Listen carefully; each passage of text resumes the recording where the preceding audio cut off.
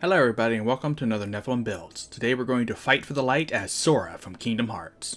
As always, keep in mind that these videos are about capturing the spirit of the character rather than capturing their abilities perfectly. With that said, let's start with ability scores.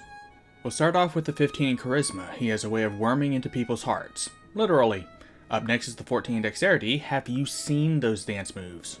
After that will be the 13 in Constitution. He can take a hit from Hercules. We'll put the 12 into Strength, he's got good jumps, and we'll put the 10 into Intelligence. Sora isn't the smartest guy. Lastly, we'll dump Wisdom. Sora gets duped a lot. For Race, he's a human, but his proportions are a little weird, so we'll take Variant Human. We'll put our +1s into Charisma and Dexterity, pick Acrobatics for our skill, and take the Resilient feat. We'll put our +1 to Dexterity, get Dexterity saving throws, and speak Common and Sylvan. Dream Eaters count as Fae, right? We're going to make a custom background, picking Persuasion and Performance for skills, and picking Celestial for another language, and Land Vehicles for skateboard proficiency. Moving on to class, we're going to start off as a Hexblade Warlock. Now you might be wondering, why not start as a fighter or some other martial class? 1, because Hexblade is a martial class, bite me and fight me. 2, swinging a wooden sword at your friends does not a trained, experienced fighter make. At level 1, you're supposed to be more powerful / experienced / better trained than the average Joe. A pact with another worldly being does one of those things. You might also be wondering why Hexblade and not Celestial, because a Keyblade wielder's power does not come from light or darkness. It comes from their heart, which can manifest as either light or darkness depending on which way their heart leans. And the Keyblade, which helps draw that power out, chooses its wielder, and so we pick the sentient weapon Patron. Anywho, we'll get Wisdom and Charisma saving throws, pick Investigation and Religion for skills, and be proficient in light and medium armor, shields, and all weapons. At level 1, we'll get Hex Warrior and Hexblade's Curse, and at level 2, we'll get Invocations. At level 3, we'll get our Pact Boon, which will obviously be Pact of the Blade, and it's at this point I feel like I should point something out. This feature says you can simply create a Pact weapon rather than making an existing weapon your Pact weapon. If you do it this way, then you decide what weapon it is every time you make it, which means you can make whatever you need for whatever form change you want. At level 4, we'll get an ability score improvement, which we'll put into Charisma, and at level 6, we'll get a Cursed Spectre. No explanation for this feature. You could call it a Dream Eater, but that's a stretch. At level 8, we'll get another ability score improvement, which will cap our Charisma, and we'll stop at level 9 for 5th level spells. For our Invocations, we'll take Armor of Shadows for AC, Improved Pact Weapon and Thirsting Blade because duh, Otherworldly Leap to jump high, and Eldritch Smite for our finishing move. Remember in Kingdom Hearts 2 how you couldn't finish bosses off with normal attacks? Yeah, even 2 had its flaws. Still the best one. Next we're going to multiclass to Divine Soul Sorcerer, getting Favored by the Gods and Divine Magic, and picking Good for our affinity.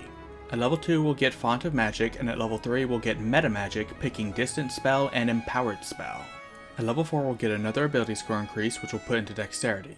At level 5 we'll get Magical Guidance, and at level 6 we'll get Empowered Healing. At level 8 we'll get one last ability score improvement, which we'll use to take the Tough feat. At level 10 we'll get another Meta Magic, which will be Twin Spell. We'll finish up at level 11 for 6th level spells. Now that we're level 20, we finally have our modifiers. Now to talk spells. As a Warlock and a Sorcerer, our spellcasting ability is Charisma, our spell save DC is 19, and our spell attack modifier is +11. Starting with Warlock, we'll have 2 spell slots of 5th level and 3 cantrips to choose from. We'll take Eldritch Blast for our Shot Lock, Sword Burst for a Burst of Magic, and Frostbite for some Blizzard.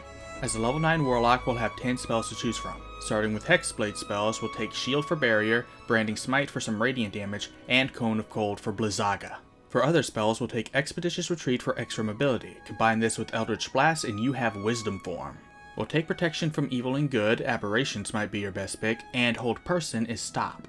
Next we'll take Shadow Blade, cast it as a bonus action, throw it as an action, resummon with your bonus action, rinse and repeat. This will be our Strike Raid, and if you summon your Keyblade as a light weapon, you can dual wield for Valor or Master form. I simply could not get Sonic Blade on this. Our next spell will be Fly to fly. Our last 2 Warlock spells will be Magnify Gravity for Gravity and Pulse Wave for Magnet. Remember, the Dunamancy for Non-Dunamancers section on page 186 of the Explorer's Guide to Wildmount says the DM can give Dunamancy spells to other spellcasters if they choose. Well, I'm the DM here, and I'm still miffed that all these awesome spells were given exclusively to 2 specific subclasses of a class that already gets spoiled rotten for spells. If your DM sucks though, then just take Hunger of Hadar for an alternative gravity and hold Monster for more stop. That's what I'm officially gonna have on the sheet. Moving on to Sorcerer, we'll have 6 cantrips to choose from. We'll take Firebolt for fire, Light to make light, and Sacred Flame for some radiant damage. Next will be Shocking Grasp for thunder, which becomes ranged with distance spell. Next we'll take Friends to be friendly, and Prestidigitation for some magical sparks and stuff. As a level 11 sorcerer, we'll have 4 first level slots, 3 second, third, and fourth level slots, 2 fifth level slots, and 1 sixth level slot. We'll automatically get Cure Wounds for Cure, which we can make ranged, and we'll have 12 other spells to choose from. From Cleric, we'll take Guiding Bolt for a Beam of Light, and Death Ward to hang on with 1 HP. From Sorcerer, we'll start with Featherfall because what is fall damage, and Ice Knife for Blizzara. We'll take Knock to open doors and chests, Scorching Ray for Fyra, and Warding Wind for OG Arrow. Next we'll take Fireball for Faraga, Slow for Slow, and Watery Sphere for Waterga. Water really gets the shaft in fantasy. Next we'll take Chain Lightning for Thundaga. Lightning also gets shafted, which is why there's no Thundara. Our last spell will be Tasha's Otherworldly Guise. Use this to either enter Final Form with the Upper Planes transformation, or Rage Form with the Lower Planes. Going back to the main sheet, the only thing we need is our Keyblade, which will most commonly be in the form of a longsword. With improved Pact Weapon, we won't even need a spellcasting focus. Our AC with Armor of Shadows is 17, our movement speed is 30, and our average HP is 152 with 98 and 11 d6 hit dice. And with that, we are done. So the general consensus is that you guys want level 20 builds. So guess what? You're getting level 20 builds. Thank you everybody so much for watching. Let me know what you thought of this video down in the comments, and I'll see you all next week when I make Death the Kid from Soul Eater.